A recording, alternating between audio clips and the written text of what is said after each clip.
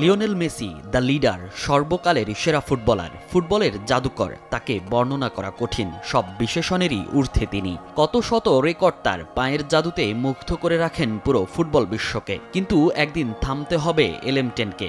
বয়স যে এখন ৩৫। এবারের বিশ্বকাপই যে শেষ বিশ্বকাপ। অবসরের ঘোষণা আসতে পারে আকাশী নীলের জার্সি থেকেও। তবে মেসির পর কে? আর্জেন্টাইন ভক্তদের মাঝে চলছে নানা জল্পনা কল্পনা। কাকে দেয়া হবে মেসির নাম্বার 10 জার্সি? চলছে হিসেব। তবে কি মেসি পাবে তার যোগ্য উত্তরসূরি?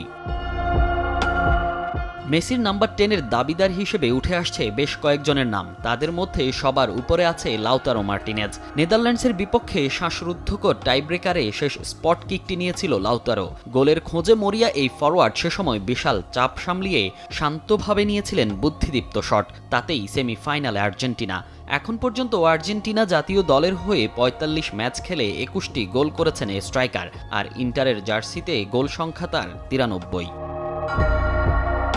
আর্জেন্টিনায় মেসির পরে নাম্বার 10 বিবেচনা করা হচ্ছে আরেক ফরওয়ার্ড পাওলো দিবালাকে। তার খেলার সৃজনশীল শৈলী, গতি, প্রতিভা, কৌশল এবং লক্ষ্যচক্রের কারণে তাকে নিয়েও স্বপ্ন দেখছে আর্জেন্টাইনরা। ২০১৫ সালে আন্তর্জাতিক ফুটবলে অভিষেক হওয়া দিবালা আর্জেন্টিনার হয়ে ৩৪ ম্যাচ খেলে ৩টি গোল করেছেন।